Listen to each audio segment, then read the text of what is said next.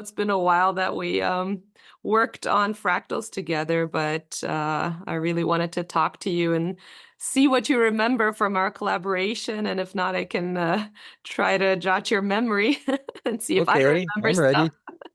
But I thought it would be nice for us to talk about our creative collaboration on fractals and how our creative process happened back then. It has been a while, but maybe we remember some things that could be interesting for people that are listening to this conversation.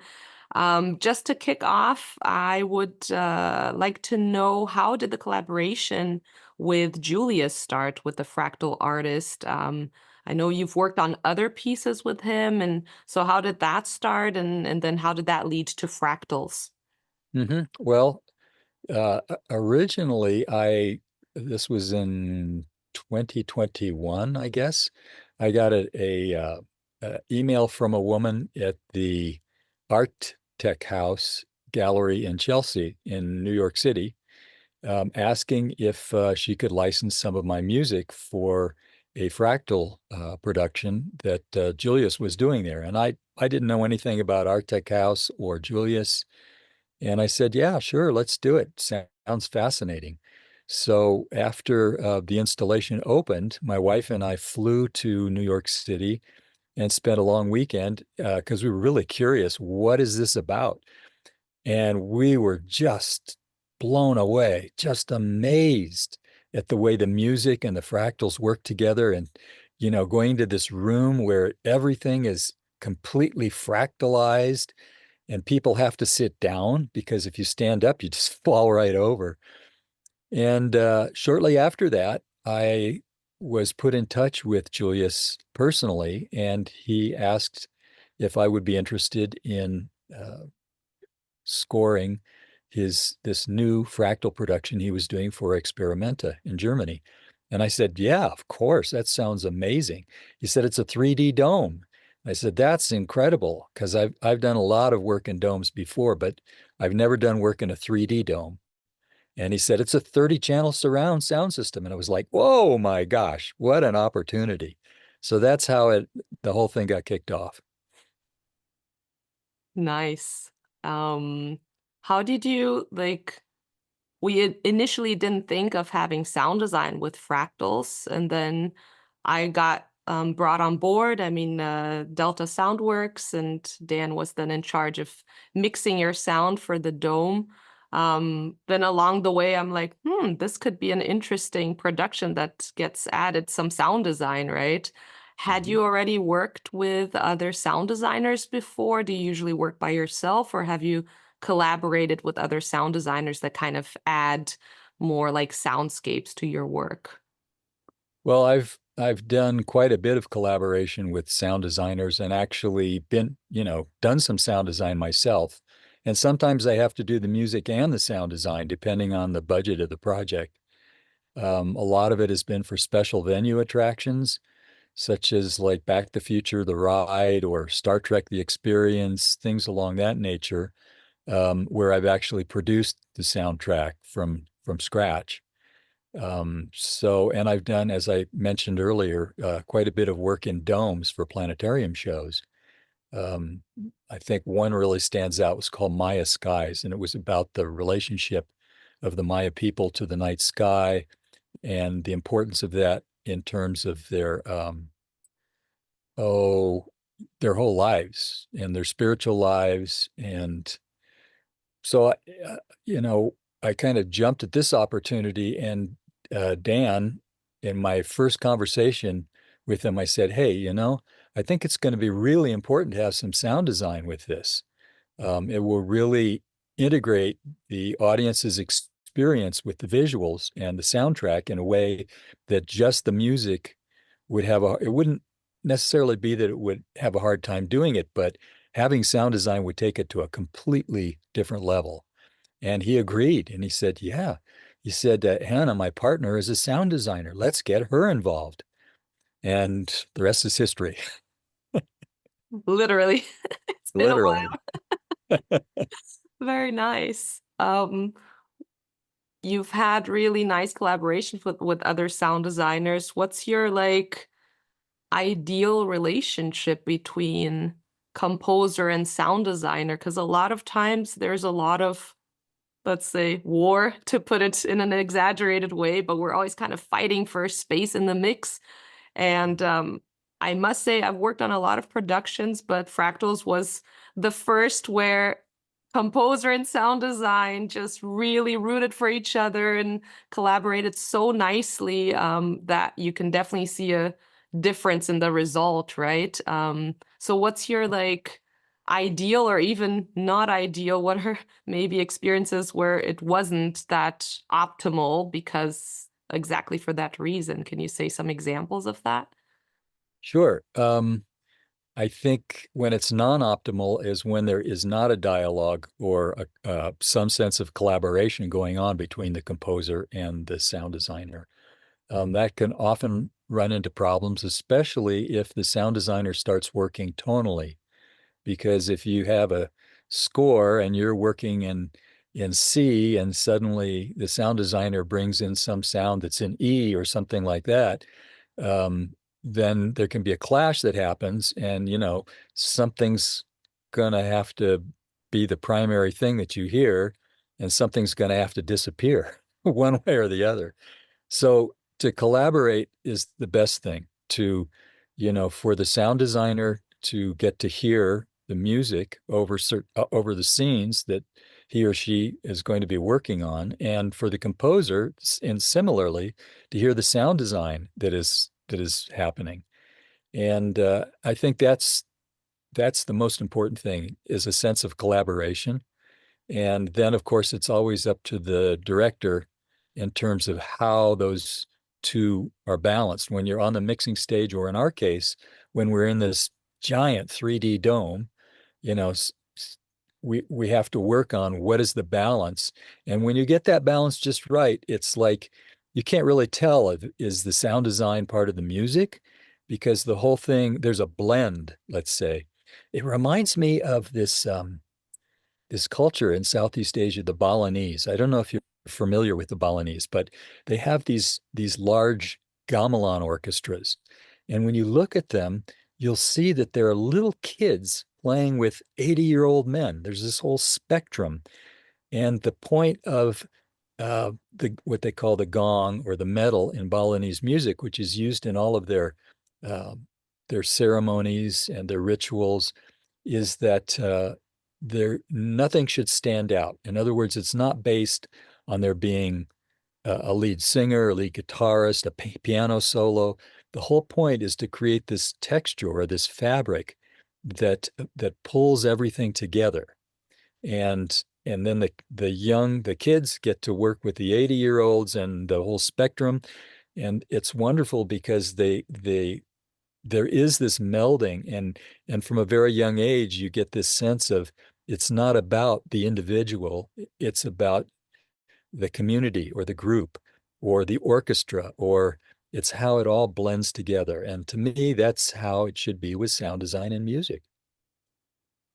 I think that's a beautiful point you make because I do talk about that a lot. You know, we like throwing the word diversity around, but people actually don't know what that means concretely. It becomes this diversity, but I think it's so important in every aspect of our work to have diversity in every sense of the word, you know, like you and I come from completely different cultural backgrounds, gender, age, and we still were able to learn so much from each other. And that was such an enriching experience for me, and also having these different perspectives in life. And that kind of reflects on our work, right? Because we initially Yeah. saw the movie, and even that, it felt like a therapy session, right? Like, what do you see in this image? You know, you see something completely different than I do based on our own life experiences, right? So Well, that's the wonderful thing about working in the realm of fractals, as opposed to, for instance, a composer and a sound designer working on a feature film, or even a documentary, because there is no language for fractals. It's like we call them fractals. Well, there's a fractal. Well, there's a fractal, but it's not like, well, there's a horse, there's a tree. There's nobody speaking uh, personality or talent or whatever. It's a realm that's unknown to us, or we're just being introduced to it. And it's a realm that's generated through iterative mathematics, which is the same realm that nature is all around us. Trees, the shape of a leaf, the shape of the way a river branches out. So these things are familiar to us through fractals, through our inherent natural being, and yet we've created this human world, which is squares and circles. So it's like for you and I to collaborate on within this world that really doesn't have a description except you call it fractals.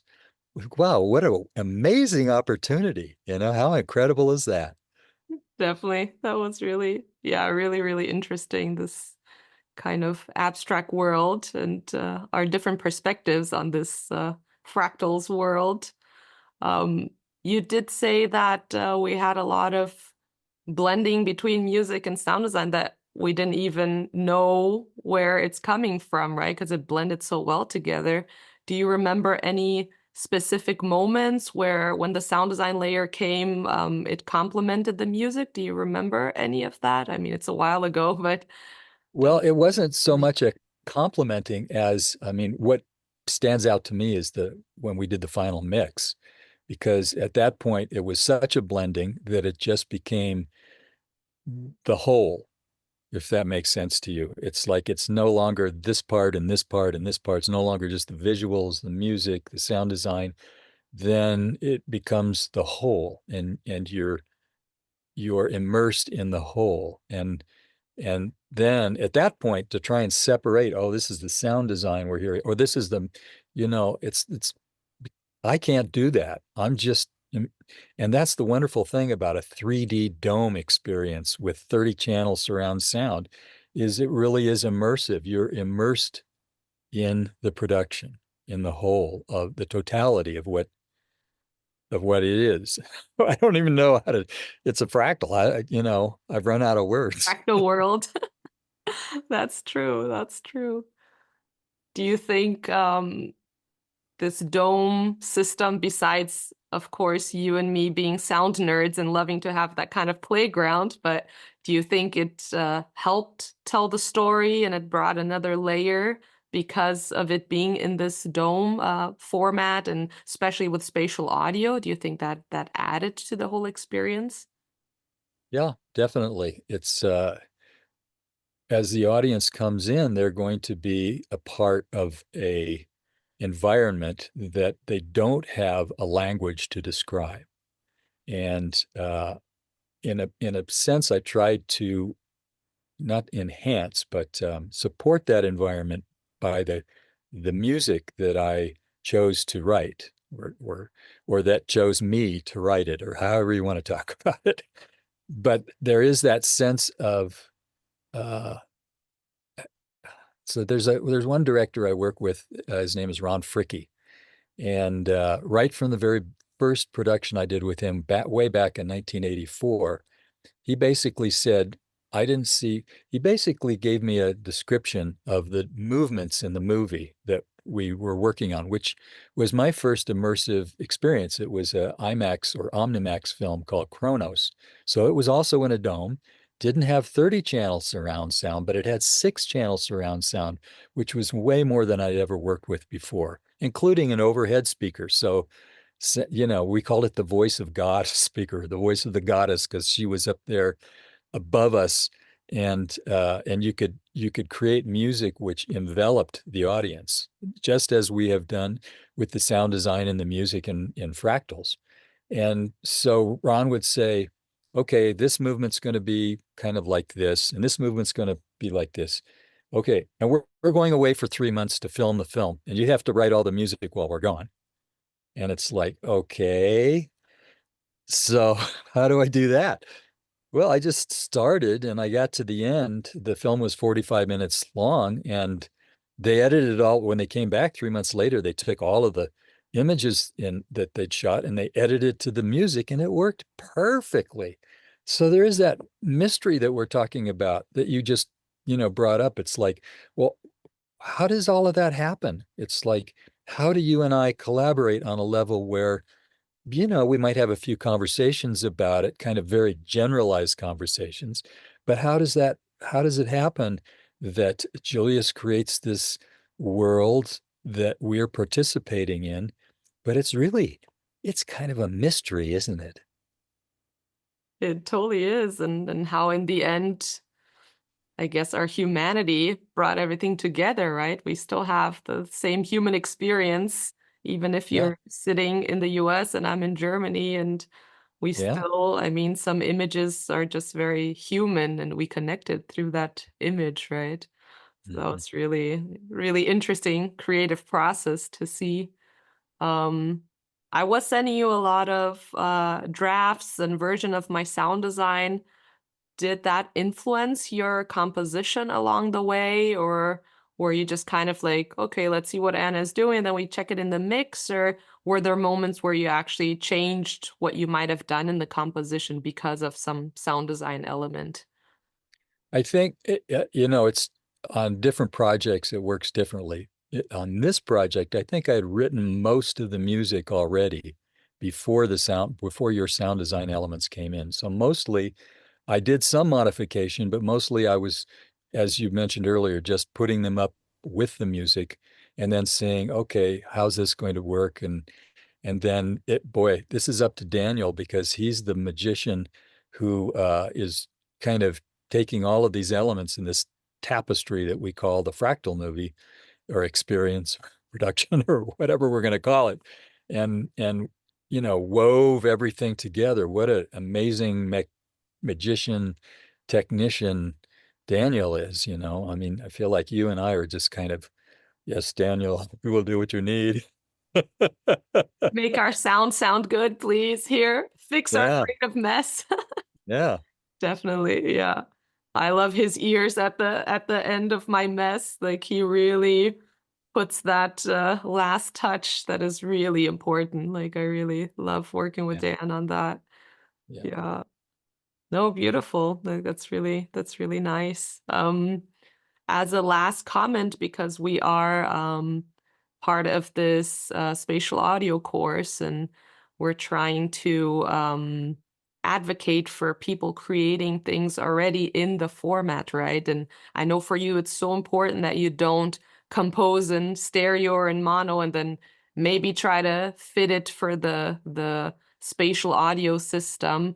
How Mhm. important is that for you? And can you like give any tips or advice on composers or sound designers regarding working in this like spatial audio format and what's your experience with that?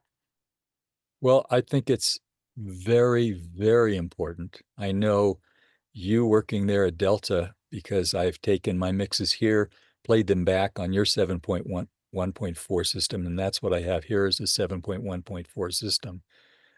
I think it's really important that the composer be able to work within, even if it's not the ultimate 30 channel system, but to work spatially, because as you're working, you're creating, let's say, an architectural score that supports your musical score.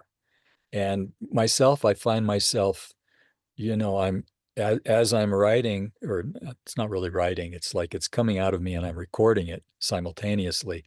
As I'm doing that, I'm moving things around in the room and then suddenly they kind of land someplace where they're supporting other sounds that are or musical notes or parts of the score that are coming out from other instrumentation that are coming out from other parts of the room.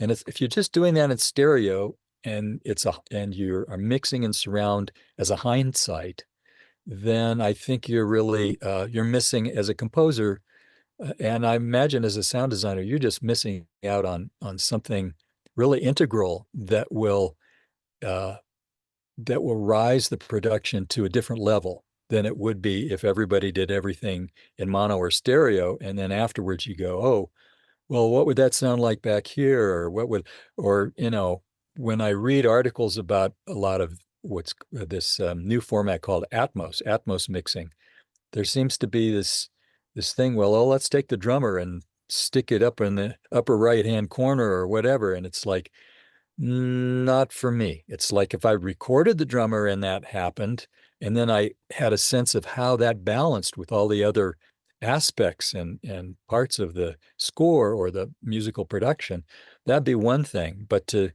just have these arbitrary ideas, the mind going, oh, let's try this or let's try that. No, if you're a sound designer and or a composer and you have the opportunity to work in an immersive format or a surround format, highly recommend, even if you can only get 4 speakers, anything beyond 2 speakers, start working with that and see how that affects the way that you compose or you generate your sound design. Because I guarantee you, it will be more integrative, more integrated into the overall production than if you just do it in stereo. I went Great. on and on there. I don't know if That's that's wonderful. No, I think that's the perfect closing words regarding all right. spatial audio. Yeah. Thank you so much for your time. I Well, think, thank you, Anna, for having me. It's been a pleasure. thank you so much. Then we talk soon. Okie doke. Bye bye. Bye.